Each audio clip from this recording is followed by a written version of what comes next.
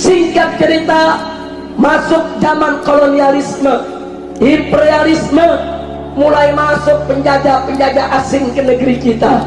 Ada penjajah Portugis, penjajah Inggris, penjajah Spanyol, penjajah Belanda. Saudara, mereka rame-rame ingin mengkotak-kotakan negeri kita, ingin mengambil alih negeri kita, bahkan ingin memurtadkan kita. Saudara, 350 tahun Belanda menjajah Indonesia.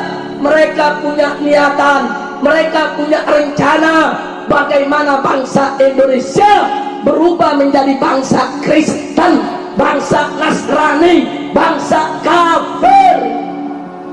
Tapi apa yang terjadi, saudara? Ulama-ulama kita, saudara, dengan sabar, dengan tekun membuat benteng-benteng pertahanan di tengah umat. Apa bentengnya? Mereka bangun pesantren-pesantren, saudara. Melalui pesantren mereka ajarkan umat, saudara, bagaimana cara menulis, bagaimana cara membaca. Melalui pondok pesantren mereka cerdaskan bangsa Indonesia. Betul? Betul? Tidak sampai di situ. Melalui pesantren mereka jaga akidah umat Islam, mereka lindungi umat dari pemurtadan, saudara. Siang mereka buka kitab, mengajarkan ilmu dan adab. Di malam hari mereka panggul senjata, bergerilya untuk menyerbu pos-pos keamanan penjajah, saudara. Saya tanya, dahsyat tidak? Jasa ulama besar tidak? Jasa kiai besar tidak? Jasa habaib besar tidak? Anugerah siapa? Karunia siapa? Pertolongan siapa? Siapa yang maha besar? Takbir. Sallu ala Nabi. Makanya kita lihat pondok-pondok pesantren di Indonesia, saudara, umurnya sudah ratusan tahun. Di sini ada Kiai Haji Muhammad Rafi'i Baidawi, pimpinan pondok pesantren Banyuanyar. Silakan tanyakan, saudara, sudah 200 tahun lebih umur daripada pondok pesantrennya, saudara. Di Bangkalan, saudara, ada pondok pesantren Syekhuna Khalil Bangkalan, ada pondok pesantren Al-Aziziyah, umurnya sudah 250 tahun lebih, saudara. Artinya kiai-kiai tersebut, saudara, sudah berjuang jauh sebelum NKRI lahir, jauh sebelum Pancasila lahir, jauh sebelum UUD 45 lahir, jauh, saudara, sebelum Bhinneka Tunggal Ika lahir. Bahkan para ulama kita sudah panggul senjata melawan penjajah sebelum tentara dan polisi ada. Takbir! Takbir! Saya mau tanya, 200 tahun yang lalu ulama kita angkat senjata melawan penjajah, tentara kemana? Belum ada. Polisi kemana? Belum lahir. Betul? Betul? Tentara di mana?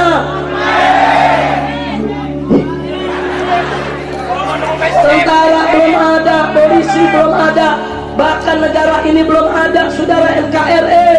Tapi saudara, ulama kita tidak putus asa. Mereka merapatkan barisan, saudara. Mari kita lihat habaib dan ulama kita, saudara. Wali Songo rame-rame mengislamkan tanah Jawa, saudara. Tapi jangan lupa, saudara, di sana juga masih banyak wali-wali yang lainnya yang masuk ke seluruh pelosok Indonesia. Di Irian sana, keluarga besar habaib dan keluarga Al-Hamid rame-rame menyebarkan Islam, saudara. Di Sulawesi sana, keluarga besar habaib dari keluarga Al-Jufri rame-rame mengislamkan sampai ke pelosok-pelosok Sulawesi, saudara. Di Kalimantan ada Kesultanan Al-Gadri, ada Kesultanan Al-Idrus yang rame-rame mengislamkan warga yang ada di Kalimantan, saudara. Di Sumatera, saudara, di mana-mana ulama habaib berjuang, betul? Takbir! Tentara di mana? Polisi di mana? NKRI? Pancasila? Bhinneka Tunggal Ika? Belum lahir. Kira-kira jelas tidak? Jelas tidak? Tapi walaupun republik ini belum lahir, saya mau tanya, ulama setia tidak kepada umat? Setia tidak kepada umat? Setia tidak kepada umat? Takbir! Sallu ala Nabi. Bahkan ketika republik ini mau lahir, saudara, dibentuklah BPUPKI untuk merumuskan sistem negara kita, saudara. Siapa yang ada di dalamnya, saudara? Di sana ada pimpinan Nahdlatul Ulama almarhum wal maghfurullah Kiai Haji Wahid Hasyim Asy'ari, saudara. Dan di sana ada pimpinan Muhammadiyah almarhum Kiai Haji Abdul Qahar Mudzakkir, saudara.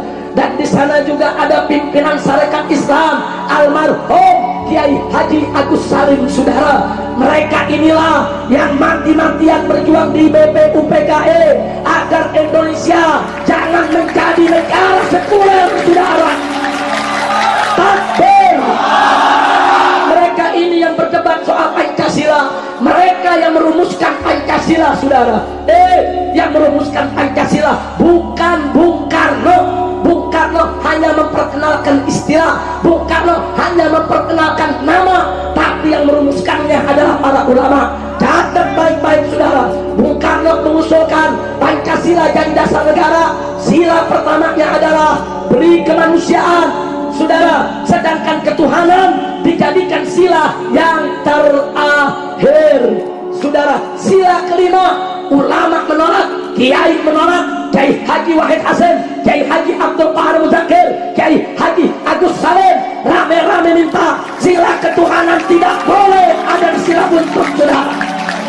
Takbir! Mereka yang menuntut sila ketuhanan harus menjadi sila yang pertama. Bagus tidak? Bagus tidak? Jadi yang membela melahirkan Pancasila siapa? Yang menjaga Pancasila siapa? Yang berjuang untuk NKRI siapa? Takbir! Kita tambahkan lagi, saudara.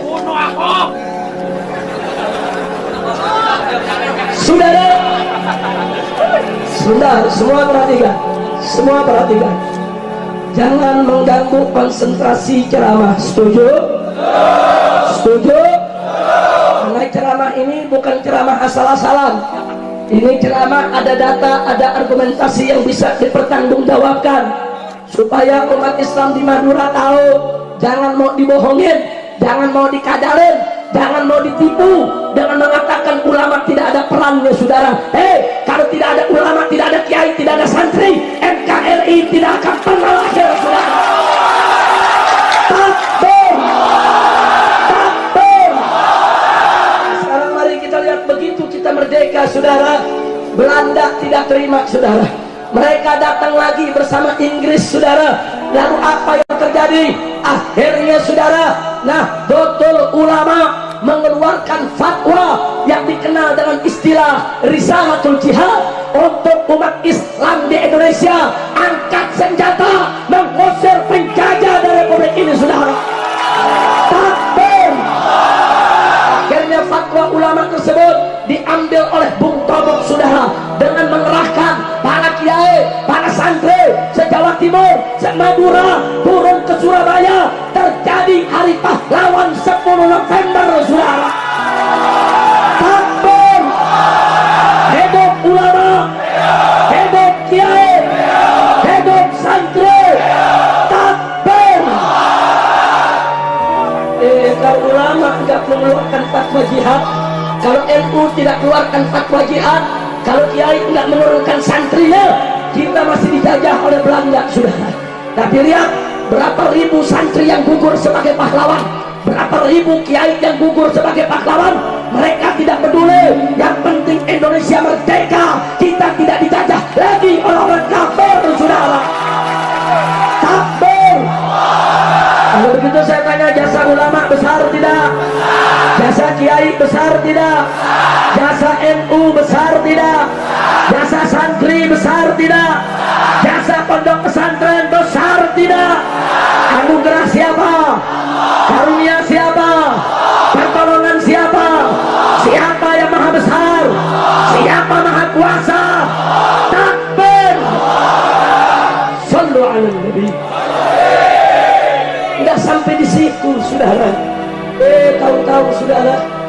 Belanda merebut Jakarta, sampai-sampai Presiden Soekarno hijrah ke Yogyakarta, kita ditekan oleh Belanda untuk masuk dalam meja perundingan, saudara.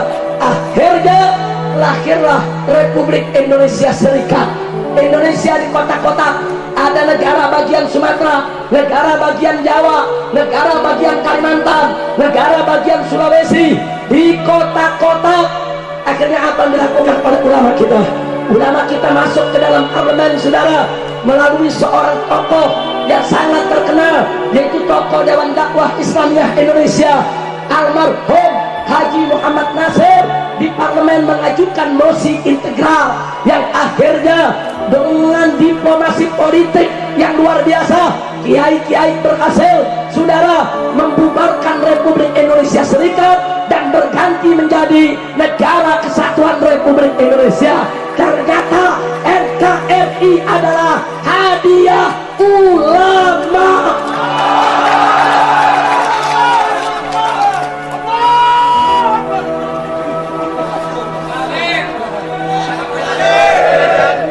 Kira-kira jelas tidak? Jelas tidak?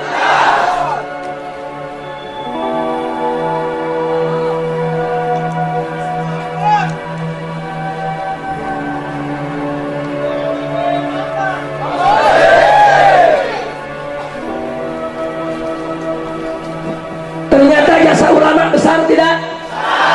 Pancasila hadiah dari siapa? NKRI hadiah dari siapa? Tahu-tahu sekarang ulama kok dikriminalisasi. Kurang ajar tidak? Kurang ajar tidak? Tidak selesai sampai di situ. Di tahun 1948 dan di tahun 1965 PKI melakukan pengkhianatan. PKI berontak, saudara. Berapa banyak kiai yang dibunuh, santri yang dibantai, pondok pesantren yang dibakar, saudara. Tapi ulama tidak mundur, saudara. Coba tengok, saudara, ketika itu 7 jenderal sudah dibunuh, saudara. Tentara sudah kalang kabut, saudara. Bagaimana cara menghadapi PKI? PKI bersenjata. PKI jumlah anggotanya 3 juta, saudara. Di mana-mana mereka pegang senjata. Kalang kabut tentara kita menghadapi PKI, saudara. Tapi alhamdulillah, lagi-lagi para kiai menurunkan santri, menggerakkan umat, perang lawan PKI di mana-mana, saudara. Takbir, takbir. Jasa ulama besar tidak? Jasa kiai besar tidak? Kalau begitu kiai cinta tidak NKRI, cinta tidak Pancasila. Takbir. Tahu-tahu sekarang dibilang ulama tidak cinta NKRI. Habaib dan kiai anti Pancasila. Saudara, justru habaib dan ulama yang bela Pancasila, betul? Itu pejabat-pejabat korup, itu bukan bela Pancasila, tapi gila pantat Cina, saudara. Betul, betul. Takbir. Ayo, mau pantat Cina apa mau Pancasila? Siap bela Pancasila? Siap tegakkan Pancasila? Takbir. Kok jadi sekarang ulama yang difitnah? Ulama anti Bhinneka Tunggal Ika, ulama anti Pancasila, ulama anti NKRI. Suruh ngomong beduk yang nggak bisa jawab. Kalau ngomong Mahabib, Kiai kita bisa jawab, betul? Betul? Wah, sekarang kalau habaib ceramah seperti ini, apa mereka bilang? Ini Habib-Habib dan Kiai-Kiai menebar kebencian.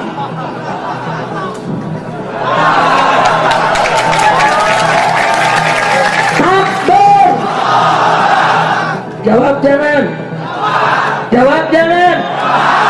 Jawabnya gampang. Ya, kami memang menebar kebencian, kebencian kepada iblis dan setan.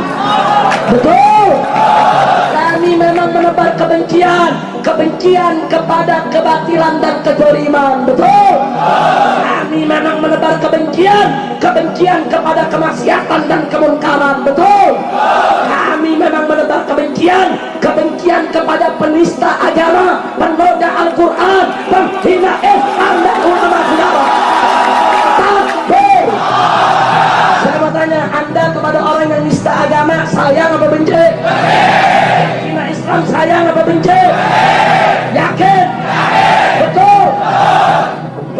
kebencian.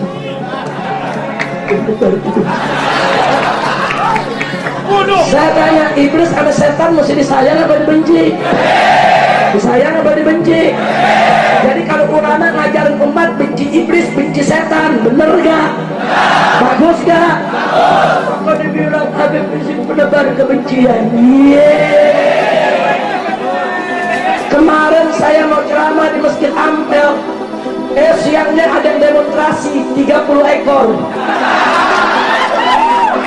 Bukan 30.000, 30 ekor.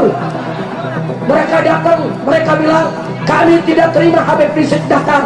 Ditanya sama petugas, kenapa? Sebab Habib Rizik menebar kebencian. Unyil.